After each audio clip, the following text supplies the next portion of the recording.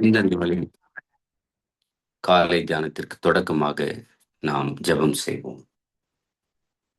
துதிகளுக்கு பாத்திரரே, அன்பு நிறைந்த ஆண்டவர் இயேசுவே, உம் பாதம் பணிகிறோம், நன்றி செலுத்துகிறோம், ஸ்தோத்திரங்களை எடுக்கிறோம். இந்த புதிய நாள் காலை வேளை தியான நேரத்தை ஆண்டவர் எங்களுக்கு ஆசீர்வாதமாக மாற்றும். உமது திருக்கரங்களிலே தாழ்த்துகிறோம், நிறைவாக்கி தாரும். இயேசுவின் வழியே வேண்டுகிறோம், அன்பின் ஆண்டவரே, ஆமென். அன்பானவர்களே, நாம் இணைந்து கடவுளை போற்றும் வண்ணம் கீர்த்தனை 288 பழைய புத்தகத்துல, ஒருபோதும் மறவாத உண்மை பிதா இருக்க உனக்கு என்ன குறை மகனே, இப்பாடலை பாடி ஆண்டவரை நாம் போற்றுவோம். ஒருபோதும் மறவாது உண்மை பிதாவிருக்கு உனக்கு என்ன குறை மகனே, ஒருபோதும் மறவாது உண்மை பிதாவிருக்கு உனக்கு என்ன குறை மகனே, சிறுவந்தோட்டுனை ஒரு செல்ல பிள்ளை போர்க்காத்து, சிறுவந்தோட்டுனை ஒரு செல்ல பிள்ளை போர்க்காத்து, உரிமை தந்தை என்றென்றும் உயிரோடு இருப்பார் உன்னை ஒருபோதும் மறவாது உண்மை பிதாவிருக்கு உனக்கு என்ன குறை மகனே, கப்பலின் அடித்தட்டில் களைப்புடன் தூங்குவார், கப்பலின் அடித்தட்டில் களைப்புடன் தூங்குவார், கதரும் முன் சத்தம் கேட்டால் கடல் பூசலமத்துவார், எப்பேரிய போரிலும் ஏற்ற ஆயுதமீவார், எப்பேரிய போரிலும் ஏற்று ஆயுதமீவார், ஏழை பிள்ளை உனக்கு ஏற்று தந்தை நான் என்பார் ஒருபோதும் மறவாது உண்மை பிதாவிருக்கு உனக்கு என்ன குறை மகனே, கடல்தனுக்கு அதிகாரி கர்த்தர் என்றறிவாயே, கடல்தனுக்கு அதிகாரி கர்த்தர் என்றறிவாயே, கடவாதிருக்கவில்லை கற்பித்தாரவர் செய்யே, கடவாதிருக்கவில்லை கற்பித்தாரவர் செய்யே, விடுவாலோ பிள்ளையை தாய் மெதி நீற்ற நீயே, விடுவாலோ பிள்ளையை தாய் மெதி நீற்ற நீயே, மெய்ப்பரனை நீதினம் விசுவாசி திருப்பாயே ஒருபோதும் மறவாது உண்மை பிதாவிருக்கு உனக்கு என்ன குறை மகனே,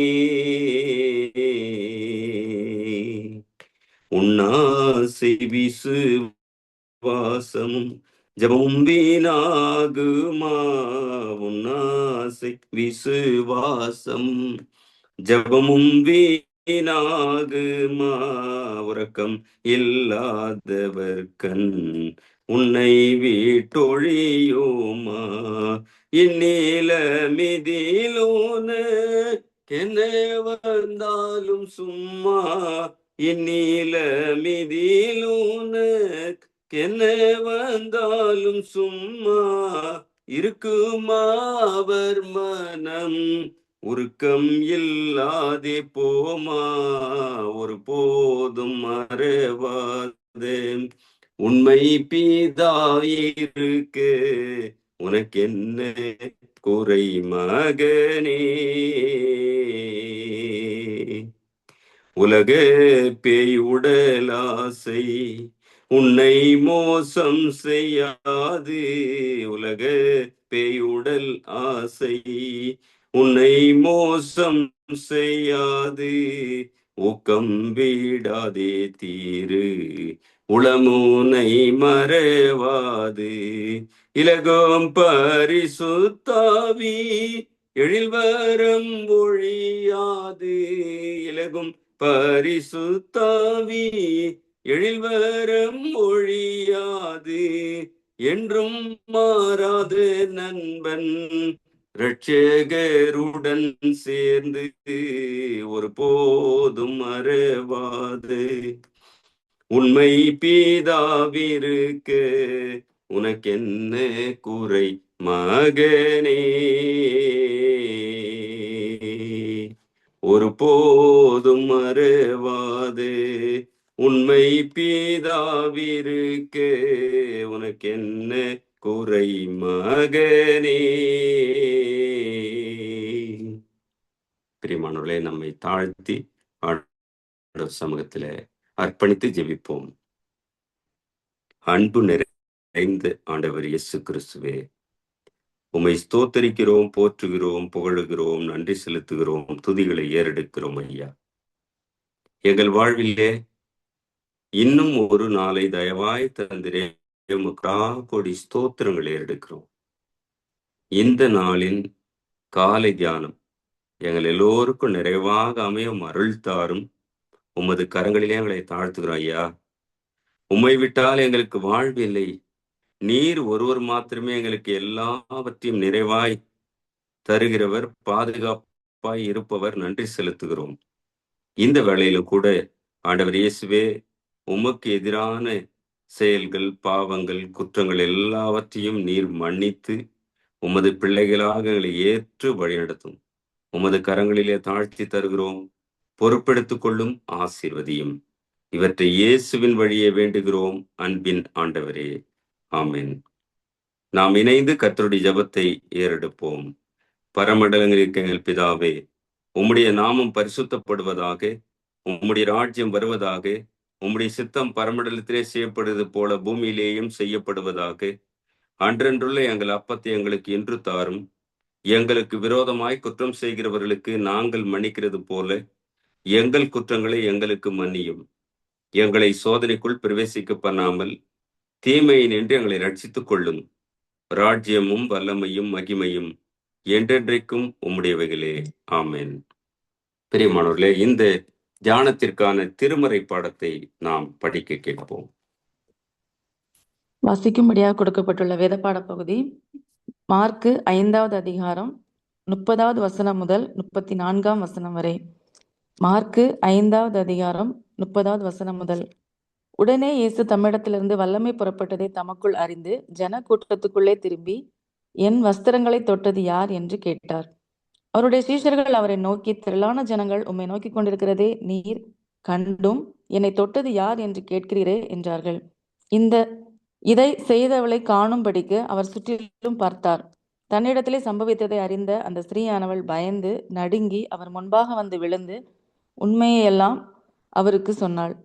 அவர் அவளை பார்த்து, மகளே, உன் விசுவாசம் உன்னை ரட்சித்தது. நீ சமாதானத்தோட போய் உன் வேதனை நீங்கி சுகமாயிரு என்றார் என்பதே. ஆண்டவருக்கே மகிமை உண்டாவதாக. கிறிஸ்துக்குள் அன்பான சகோதர சகோதரிகளே, உங்கள் அனைவருக்கும் ஆண்டவரின் திருப்பெயரிலே வாழ்த்துக்களையும் ஸ்தோத்திரங்களையும் தெரிவிக்கிறேன். கடவுள் ஆசீர்வதிப்பாராக. இந்த வேளையிலே நாம் தியானிப்பதற்கான கருப்பொருள் சுகப்படுத்தும் விசுவாசத்திற்கு திரும்புதல். Return through healing faith. ஆண்டவரிடத்திலே திரும்பும் பொழுது சுகவாழ்வு, அற்புதம், அதிசயம் நடந்து கொண்டே இருக்கிறது. நாம் அப்படிப்பட்ட ஒரு வல்ல செயலை தான் இந்த பகுதியில பார்க்கிறோம். ஆண்டவர் இயேசு திரளான கூட்டத்தோடு போய் கொண்டிருக்கிறார். அந்த கூட்டத்தின் மத்தியிலே ஒரு தாயார் தனது உடல் சுகவீனத்தின் மத்தியிலே அவங்க ஒரு முடிவு எடுத்தாங்க. நான் ஆண்டவர் இயேசுவின் வஸ்திரத்தை தொட்டாலே எனக்கு சுகம் கிடைத்து விடும் என்று சொல்லி தனக்குள்ளாய் தீர்மானித்து அந்த கூட்டத்தின் மத்தியில போறாங்க. அவர் 12 ஆண்டுகள் உதிரப்போக்கினாலே பலவீனப்பட்டு போனவர். நாம யதார்த்தமா யோசிச்சோம்னா, ஒரு பெண்ணுக்கு 12 ஆண்டுகள் உதிரப்போக்கு என்று சொன்னால் உறவினர்கள் ஒதுக்கி வைத்திருப்பார்கள். சொந்த பந்தம் என்று சொல்லிக்கொள்ள ஆள் இருந்திருக்காது. யாரும் நெருங்கி வந்திருக்க மாட்டாங்க. அவர்கள் மீது ஒரு விதமான நாற்றம். அதனால எப்படிலாம் அவங்க பயந்து பதுங்கி வாழ்ந்திருப்பார்கள். தனக்கு உண்டானது எல்லாம் செலவிட்டும் அநேக மருத்துவரிடம் சென்றும் அவருக்கு சிறிதளவேனும் சுகம் அடையவில்லை என்று மிக தெளிவாக திருமறை குறிப்பிட்டு சொல்லுகிறது. அதனால அவங்க ஒரு முடிவு செய்துட்டாங்க. இயேசு கிறிஸ்துவால் எல்லாம் நடக்கிறதே, அதிசயங்களும் அற்புதங்களும் மக்கள் சொல்லிக்கொண்டே இருக்கிறார்களே, அந்த ஆண்டவர் இயேசு எங்க ஊருக்கு வராரா? அவரை நான் தேடி செல்வேன், அவருடைய வஸ்திரத்தை ஓரமா தொட்டு விடுவேன் என்று தீர்மானிக்கிறார். ஏன்னா அவங்களுக்கு பயம். இந்த கூட்டத்துல அந்த மக்களோடு அல்லது அந்த மக்களுக்கு முன்பதாக இயேசு கிட்ட போகும்பொழுது தன் மீது இருக்கிற அந்த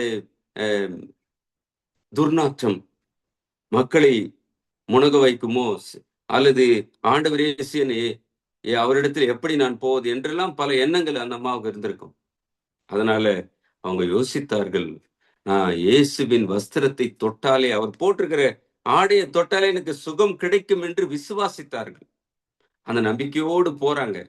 நடுக்கத்தோடு பயத்தோடு அவங்க அந்த கூட்டத்தின் மத்தியில யாராவது ஏதாவது சொல்லி விடுவாங்களா என்ற வேதனையோடு போகிறார்கள். பிரியமானவர்களே, அந்த நிலையிலே நாம் யோசிக்கிற பொழுது அவருடைய மனம் எவ்வளவு வேதனைப்பட்டிருக்கும், எந்த அளவுக்கு அந்த சமூகத்திலே தாழ்வு மனப்பான்மையோடு வாழ்ந்திருப்பார். ஆனால் இயேசுவினிடத்திலே வருகிறார். அந்த நிகழ்ச்சி தான் அங்கே நடக்கிறது. ஜன கூட்டத்துக்குள்ளே 28ஆம் வசனம் 5:28 ஜன கூட்டத்துக்குள்ளே அவருக்கு பின்னாக வந்து அவருடைய வஸ்திரத்தை தொட்டாள். தான் ஏற்கனவே தீர்மானித்திருந்தபடி இயேசுவின் வஸ்திரத்தை நான் தொட்டு விடுவேன், எனக்கு சுகம் கிடைத்து விடும் என்ற விசுவாசத்தோடு ஆண்டவரை தேடி வருகிறார். கூட்டத்தின் மத்தியிலே பின்னாக சென்று வஸ்திரத்தை தொடுகிறார். நடந்தது என்ன? அவருடைய சுகவீனம் பலவீனம் மாறி போனது. 29ஆம் வசனத்துல உடனே அவருடைய உதிரத்தின் ஊரல் நின்று போயிற்று, அந்த வேதனை நீங்கி ஆரோக்கியம் அடைந்ததை அவள் தன் சரீரத்திலே உணர்ந்தாள். ஏசாமி இப்பதான் திரும்பி கேட்கிறாரு, என்னை தொட்டது யார் என்று கேட்கிறார். அந்த 30ஆம் வசனத்துல உடனே இயேசு தம்மிலிருந்து வல்லமை புறப்பட்டதை தமக்குள் அறிந்து ஜன கூட்டத்துக்குள்ளே திரும்பி என் வஸ்திரங்களை தொட்டது யார் என்று கேட்டார். அன்பானவர்களே, நாம் சிந்திக்கலாம். சீடர்கள் பார்த்து கேட்கிறாங்க, என்னையா இவ்வளவு கூட்டம் நெருக்கிட்டு போகுது, இந்த நேரத்துல உண்மை தொட்டது யாருன்னு கேக்குறீங்களே? ஆண்டவருக்கு தெரியும். திரளான கூட்டம் சூழலாம், ஆனால் திரளான கூட்டத்தின் மத்தியில விசுவாசத்தோடு தேடி வந்த உள்ளம் எது என்று ஆண்டவருக்கு தெரியும். மனிதர்கள் முகத்தை பார்த்து கொண்டிருக்கிறார்கள், உள்ளத்தை பார்க்கிற ஆண்டவருக்கு தெரியும். நாம சிந்திப்போம். ஒரு கூட்டமாக ஒரு ஒரு பெரிய நிலையிலே கூடிவிடலாம், ஆண்டவரை தேடலாம். ஆனால் உள்ளார்ந்த மனதோடு உண்மையான விசுவாசத்தோடு இயேசுவை தேடுகிற உள்ளம் எது என்று ஆண்டவருக்கு தெரியும். அந்த உள்ளத்தை தான் அந்த வேளையிலே அவர் மக்கள் முன்பதாக காண்பிக்க விரும்புகிறார். இவ்வளவு கூட்டம் போறீங்க, நெருக்கிட்டு போறீங்க, ஆனா ஒரு சகோதரி, ஒரு மகள் என்னை விசுவாசத்தோடு தொற்றிருக்கிறார், என்னிலே வல்லமை புறப்பட்டது, அவள் சுகம் அடைந்திருக்கிறார், அவர் உங்களுக்கு சாட்சியாய் வர வேண்டும், அவர் தீர்மானித்து உங்களுக்கு சொல்ல வேண்டும், அவருடைய வாழ்க்கையை நீங்கள் அறிந்து கொள்ள வேண்டும் என்று இதையெல்லாம் உள்ளத்திலே வைத்து ஆண்டவர் பேசுகிறார். அப்பதான் அம்மா எல்லாம் தெரிஞ்சு போச்சுன்னு நடுநடுங்கி இயேசுவுக்கு முன்பாக வந்து சொல்றாங்க, ஐயா, நான் தாயா உங்களை தொட்டேன், என்னுடைய சுகவீனம் இப்படிப்பட்ட நிலைமை, எனக்கு உண்டானது எல்லாம் செலவழித்து விட்டேன், அநேக மருத்துவரை பார்த்து விட்டேன், அநேக மருந்து மாத்திரை சாப்பிட்டேன், ஒண்ணுமே சுகமாகல. ஆனால் நான் தீர்மானித்தேன், என் ஆண்டவர் இயேசு வருகிறார், அவரை தொட்டு விடுவேன், எனக்கு சுகம் கிடைத்துவிட நான் விசுவாசித்தேன், நம்பிக்கையோடு வந்தேன், உம்மை தொட்டேன், விடுதலை கிடைத்தது, நானாயா என்று அந்த அம்மா சொல்றாங்க. அன்பானவர்களே, இந்த காலை வேளையிலே, இந்த லெந்து காலங்களிலே நம்முடைய விசுவாசம் எப்படி இருக்கிறது? அங்கே ஏசாமி சொல்றாரு, 34ஆம் வசனத்துல அவர் அவளை பார்த்து, மகளே, உன் விசுவாசம் உன்னை ரட்சித்தது, நீ சமாதானத்தோடே போய் உன் வேதனை நீங்கி சுகமாயிரு என்று அங்கே கூறுகிறார். இனி உனக்கு கலக்கம் இல்லம்மா, இனி உன்னை ஊரார் ஒதுக்க மாட்டான், சொந்த மதம் ஒதுக்க மாட்டான், இனி மக்களோடு சேர்த்து கொள்ள நீ சுகமடைந்து விட்டாய், நீ ஆரோக்கியத்தோடு போ, சமாதானத்தோடு வாழ், உனக்கு எல்லாம் இனி நிறைவே என்று சொல்லி ஆசீர்வதித்து கர்த்தர் அனுப்புவதை நாம் பார்க்கிறோம். இந்த வேளையில நாம் சிந்திக்கலாம் அன்பானவர்களே, நம்முடைய விசுவாசம் எப்படி இருக்கிறது? இயேசு கிறிஸ்து விரும்புவது முழுமையான விசுவாசம், கொஞ்சமால குறைவால, மாறாக முற்றிலும் ஆண்டவரை பற்றி கொள்ளுகிற விசுவாசம். நீ விசுவாசத்தால் தேவனுடைய மகிமையை காண்பாய் என்று சொல்லி மார்த்தா மரியாளிடத்துல கூறி நாற்றம் எடுத்த லாசருவை உயிரோடு எழுப்பிய இயேசு கிறிஸ்து நம்மோடு இருக்கிறார். இதை நாம் விசுவாசிக்க வேண்டும். இந்த விசுவாசத்தோடு கூட ஆண்டவரை நோக்கும் பொழுது நம் வாழ்விலே வல்ல செயல்களை செய்கிற கர்த்தர் அவர். அவர் நேற்றும் இன்றும் என்றும் மாறாதவர். அந்த ஆண்டவரிடத்துல விசுவாசிக்கும் பொழுது எல்லாம் கூடும். அதுதான் இந்த பெரும்பாடுள்ள ஸ்திரீனுடைய வாழ்க்கையிலே நடந்தேறியது. அவர் விசுவாசித்தார். அவருடைய விசுவாசத்தின்படி அவருக்கு மிக குறிப்பிட்ட நேரத்திலேயே சுகத்தை அவர் பெற்றுக்கொண்டார். நாம் இந்த வேளையில நம்மை ஆண்டவர் சமூகத்தில் அர்ப்பணிப்போம். ஆண்டவர் இயேசுவே, நான் உம்மை விசுவாசிக்கிறேன் ஐயா, என் வாழ்விலே நீர் அற்புதம் செய்யும், என் வாழ்விலே எனக்கு சுகத்தை தாரும், என் வாழ்விலே விடுதலை தாரும் என்று வேண்டுவோம். ஆண்டவர் இயேசுவுக்கு தெரியும், அவரை தேடுகிற உள்ளங்களை அவர் அறிகிறவர். நீ விசுவாசிக்கிற பொழுது, நம்பிக்கையோடு தேடுகிற பொழுது அற்புதங்களை கண்டுகொள்வாய் என்று திருமறையில எத்தனையோ இடங்களிலே நாம் பார்த்து கொண்டிருக்கிறோம். அந்த அற்புதங்களை கண்டு கொண்டிருக்கிறோம், நம் வாழ்விலே நடந்து கொண்டிருக்கிறது. அந்த வல்லமையான ஆண்டவரை நாம் இறுக பற்றி விசுவாசத்தோடு வாழ்வோம். ஆண்டவர் நிச்சயம் நம்மை ஆசீர்வதிப்பார். காரி டென் பூம் என்கிற ஹாலாந்து தேசத்துல 1892 பிறந்தவர். இவர் தந்தை காஸ்பர், இவருடைய தங்கை சிஸ்டர் பெட்சி. இந்த குடும்பமாக கடிகாரம் செய்யும் தொழிலை ஆலந்து தேசத்துல செய்து வருகிறார்கள். அப்போது 2ஆம் உலகப் போர் நடக்கிற அந்த காலகட்டம். அதனால ஹிட்லர் தலைமையின் கீழாக நாஜி படை, நாசிச படை என்று சொல்லுகிற அந்த படை யூதர்களை மிக கூட்டம் கூட்டமாக கொன்றொழிக்கிற அந்த வரலாறு நமக்கு தெரியும். அந்த சூழலில இந்த காரி டென் பூம் யூதர்களை மறைவிடத்தில் வைத்து காப்பாற்றுகிறார். மறைவிடம்னா தனது வீட்டையே மறைவிடமாக்கி விடுகிறார். இந்த மறைவிடத்துல அநேக யூதர்களை மறைத்து வைத்து அவங்களை காப்பாற்றி வருகிறார். இந்த செய்தி ஹிட்லர் படைக்கு, நாசிச படைக்கு ரகசிய தூதாக போகிறது. இதன் விளைவு 1943ஆம் ஆண்டு குடும்பமாக கைது செய்யப்பட்டு சிறையில் அடைக்கப்படுகிறார். இந்த அம்மாவுக்கு ஒரு சிறப்பு பெயர் சொல்லுகிறார்கள், மறைவிடம் தந்த மங்கை என்று சொல்லப்படுகிறது. அவங்க சொல்றாங்க, 2 தீமோத்தேயு 2ஆம் அதிகாரம் 9ஆம் வசனத்தை அவங்க தனது அனுபவமாக எழுதுகிறார்கள். இந்த சுவிசேஷத்தின் நிமித்தம் நான் பாதகன் போல கட்டப்பட்டு துன்பத்தை அனுபவிக்கிறேன், தேவ வசனமோ கட்டப்பட்டிருக்கவில்லை. இந்த வசனம் அப்படியே அவங்க வாழ்க்கையில் நிறைவேறுகிறது. இந்த யூதர்களை தனது இடத்திலே, தனது வீட்டிலே மறைத்து வைத்ததுனால, நாசிச படையினால குடும்பமாக கைது செய்யப்படுகிறார்கள். கைது செய்யப்பட்டு சிறையில் இருக்கிற பொழுது 10 நாட்களுக்குள்ளாக அவருடைய தந்தை இறந்து போகிறார். இந்த காரி டென் பூமுடைய தந்தை காஸ்பர் அவர்கள் இறந்து போகிறார்கள். தொடர்ந்து அவங்க சிறைக்குள்ளேயே அநேக யூதர்களுக்கு அல்லது சிறையில் அடைக்கப்பட்டிருக்கிற மக்களுக்கு ஆண்டவர் இயேசுவை குறித்து அறிவிக்கிறார்கள். அவர்கள் மறைத்து வைத்திருந்த டச்சு மொழி வேதாகமத்தை வைத்து 2 ஆராதனைகளை நடத்துகிறார்கள். சில ஆண்டுகள் சிறையில் இருந்த பொழுது அவருடைய தங்கை, அவங்க சிஸ்டர் பெட்சியும் நோய்வாயுற்று சிறையிலே இறந்து போகிறார். அதன் பிறகு சிறையிலே இருந்து இந்த காரி அம்மையார் வெளியே விடுவிக்கப்படுகிறார். வெளியே வந்த பிறகு அவர்கள் அநேக நாடுகளுக்கு சென்று தனது சிறை அனுபவத்தை தெரிவித்து ஆண்டவரின் வல்ல செயல்களையும் அறிவிக்கிறார்கள். த ஹைடிங் பிளேஸ் என்று சொல்லக்கூடிய ஒரு புகழ்பெற்ற புத்தகத்தை உள்ளே இருந்து எழுதியிருக்கிறார்கள். மறைவிடம் என்கிற நூல். இது திரைக்காட்சிகளாகவும் வந்திருக்கிறது என்று வரலாறு சொல்லுகிறது. இப்படி பல நிலையிலே விசுவாசத்தோடு வாழ்ந்த காரி டென் பூம் தனது 91ஆம் வயதுல 1983 இறை அழைப்பை ஏற்றார் என்று அவர் வாழ்க்கை முடிகிறது. அன்பானவர்களே, சிந்திக்கலாம். அன்றைக்கு ஹிட்லர் ஆட்சி என்பது வரலாற்றை திருப்புகிற பொழுது மிக கடுமையான கொடுங்கோலான ஆட்சி. இதனால லட்சக்கணக்கான யூதர்கள் கொன்றொழிக்கப்பட்டார்கள்.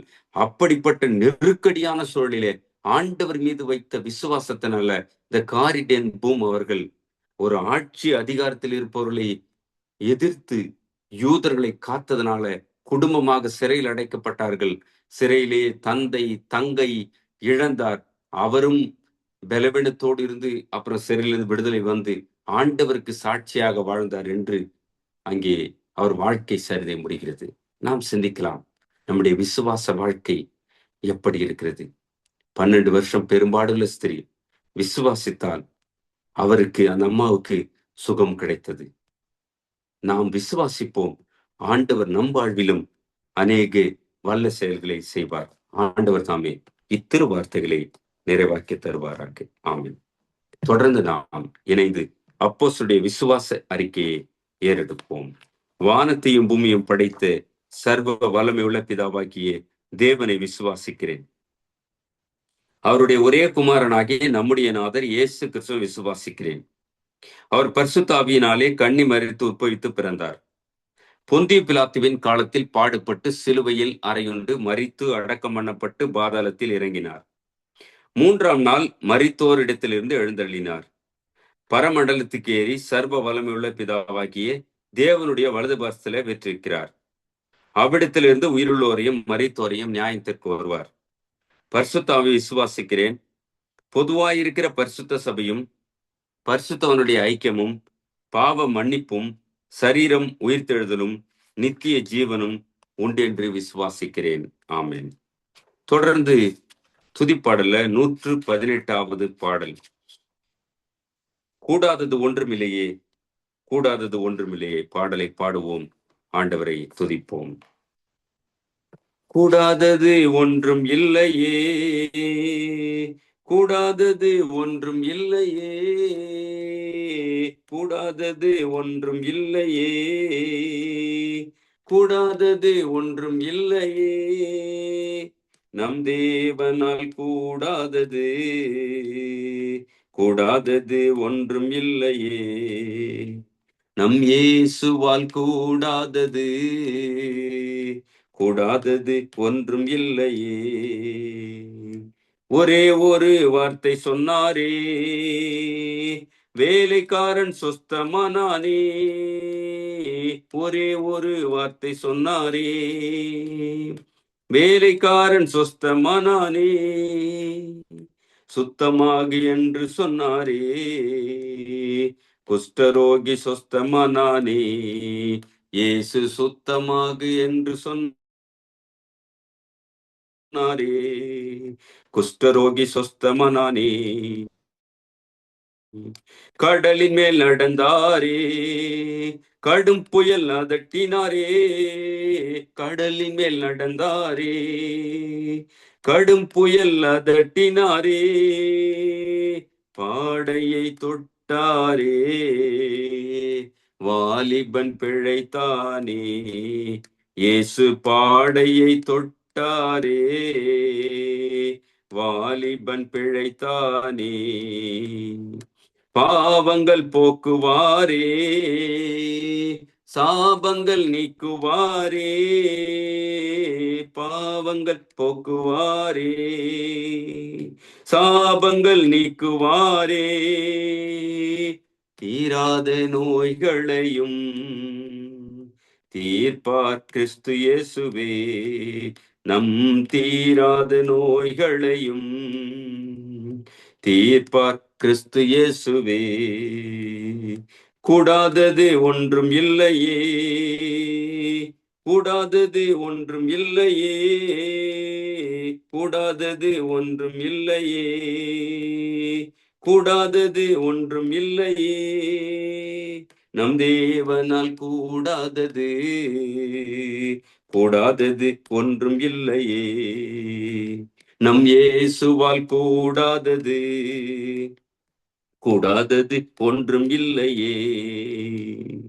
நீ விசுவாசித்தாலே தேவ மகிமை காண்பாயே, நீ விசுவாசித்தாலே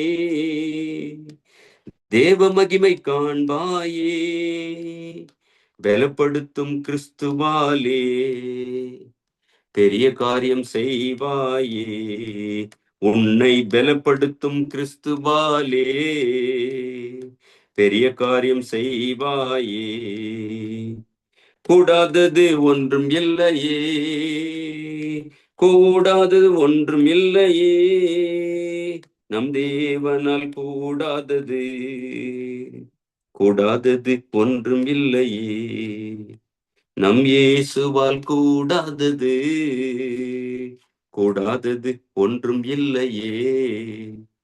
நிறைவாக நாம் ஜெபித்து ஆசீர்வாதத்தோடு முடிக்கலாம். வாழ்வளிக்கிற வல்லலே, நேற்றும் இன்றும் என்றும் மாறாத ஆண்டவர் இயேசுவே, உம்மை ஸ்தோத்தரிக்கிறோம், உம்மை போற்றுகிறோம், புகழுகிறோம், நன்றி செலுத்துகிறோம் ஐயா. ஆண்டவர் இயேசுவே, உம்மை விசுவாசிக்கிறவர்களுக்கு எல்லாம் கூடும் என்று சொன்னவரே, ஆண்டவரே, உம்மை நாங்கள் விசுவாசத்தோடு தேடி வேண்டி வருகிறோம் ஐயா. உம்மால் எல்லாம் கூட நாங்கள் அப்படியே நம்புகிறோம் ஆண்டவரே. ஆண்டவரே, அன்றைக்கு பெரும்பாடுள்ள ஸ்திரீ தனக்கானதை எல்லாம் செலவழித்து விட்டார். இனி ஒன்றும் நடக்காது, மருந்து மாத்திரை ஒன்றும் சுகத்தை தராது என்று அவர்கள் முடிவெடுத்த நிலைமையில ஆண்டவர் இயேசுவை நான் தொட்டு விடுவேன், எனக்கு சுகம் கிடைத்துவிட நான் விசுவாசித்தோடு உம்மை தேடி வந்தார்கள். கூட்டத்தின் மத்தியிலே பெரும் திரளான மக்கள் கூட்டம். அதையெல்லாம் பொருட்படுத்தாம தயங்கி பின்னாக வந்து உம்முடைய வஸ்திரத்தை தொட்டார்கள். தொட்ட மாத்திரத்திலே உமது வல்லமை வெளிப்பட்டது, அற்புதம் அதிசயம் நடந்தது. ஆண்டவர் இயேசுவே, நாங்கள் விசுவாசிக்கிற பொழுது எங்கள் வாழ்விலும் அப்படிப்பட்ட வல்லமையை வெளிப்படுத்துகிறவர், ஆசீர்வதிக்கிறவர். நன்றி செலுத்துகிறோம். அன்றைக்கு ஆபிரகாம் உம்மை விசுவாசித்தார், அது அவருக்கு நீதியாக எண்ணப்பட்டது. அவரை நீர் சொன்னபடி ஆசீர்வதித்தீர் ஆண்டவரே. நாங்களும் அப்படியே விசுவாசிக்கிற மக்களாக, விசுவாசிக்கிற பிள்ளைகளாக உம்மை பற்றி கொண்டு வாழ ஒவ்வொருவரையும் ஆற்றல் படுத்தும், ஆசீர்வதியும், குறைவை நீக்கும், நிறைவை கட்டளையிடும், வல்லமை வெளிப்படட்டும். விசுவாசத்தோடு உம்மை மக்கள் எந்த நோக்கத்தோடு எந்த விண்ணப்பாளையும் சமூகத்துல வைக்கிறார்களோ அதற்கெல்லாம் நீங்க பதில் தாங்கய்யா. உம்மை நாங்கள் சோத்தரிக்கிறோம் ஆண்டவரே. ஆண்டவரே, உம் அடியவர்கள் எத்தனை பேர் திரளான மக்கள் கூட்டமாய் எங்களுக்கு முன்பாக நிற்கிறார்கள். விசுவாசத்தோடு இடத்துல திரும்பும் பொழுது எங்களுக்கு நிறைவு உண்டு. அந்த காரி டென் பூம் அம்மையார் அன்றைக்கு இருந்து அந்த போர்ச்சூழல் மிக்க நிலையில விசுவாசத்தோடு உம்மை பற்றி கொண்டவர்களாக அநேகரை காப்பாற்றினார்கள். அதனால சிறைவாசம் சென்றாலும் பரவாயில்லை, கர்த்தருக்காக நான் பாட அனுபவிக்கிறேன் என்று அர்ப்பணித்தார்கள். அதனால அநேகர் காக்கப்பட்டார்களே. அப்படிப்பட்ட விசுவாச வாழ்க்கை எல்லோருக்கும் எங்களுக்கு நீர் கட்டளிடும்படியா வேண்டுகிறோம் ஐயா. இப்போதும் கூட உலக நாடுகளில் இருக்கிற இந்த போர்ச்சூழல் மாறி போகட்டும், அமைதி உண்டாகட்டும், சமாதானத்தை ஏற்படுத்தும். உமது கரம் சூழ்ந்து கொள்ளட்டும் ஆண்டவரே. உம் கரங்கள்ல தாழ்த்துகிறோம் ஐயா. நீங்க பொறுப்பெடுத்து வழிநடத்துங்க. இப்போதும் இந்த தியானத்தில் இணைந்திருக்கிற ஒவ்வொரு சகோதர சகோதரிகளையும் கண்ணோக்கி பாரும். பிள்ளைகளை கர்த்தர் ஆசீர்வதியும். எல்லாவித குறைவுகளும் நீங்கி போகட்டும் ஆண்டவரே. உமது வல்லமையின் கரம் உமது மக்களோடு அவருடைய குடும்பங்களோடு தங்கி இருக்கட்டும் ஆண்டவரே. கர்த்தர் தாமே நீர் செயல்படும், ஆசீர்வதியும் வழிநடத்தும். உம் கரங்களிலேயே ஒப்பு கொடுக்கிறோம். அனைத்தையும் இயேசுவின் பாதம் பணிந்து வேண்டிக் கொள்கிறோம் அன்பின் ஆண்டவரே. ஆமென். என் ஆத்துமாவே கர்த்தரை ஸ்தோத்திரி. என் முழு உள்ளமையுடைய பரிசுத்த நாமத்தை ஸ்தோத்திரி. என் ஆத்துமாவே கர்த்தரை ஸ்தோத்திரி. அவர் செய்த சகல உபகாரங்களை மறவாதே. ஆமென். ஆண்டவராகிய இயேசு கிறிஸ்துவின் கிருபையும் தாயும் தந்தையுமான கடவுளின் அன்பும் வழி நடத்தி செல்கிற தூய ஆவியானவரின் ஐக்கியமும் வழிநடத்தலும் நீங்காத நிறைவான சமாதானமும் ஆசீர்வாதமும் நம் அனைவரோடும் இன்றும் என்றும் எல்லா காலங்களிலும் இருந்து காத்து ஆசீர்வதிப்பாராக. ஆமென். அன்பிற்கினவர்களே, ஆண்டவர் இயேசு கிறிஸ்து திருப்பெயரிலே வாழ்த்துக்களையும் ஸ்தோத்திரங்களையும் தெரிவிக்கிறேன். கடவுள் தாமே ஆசீர்வதிப்பாராக. ஆமென்.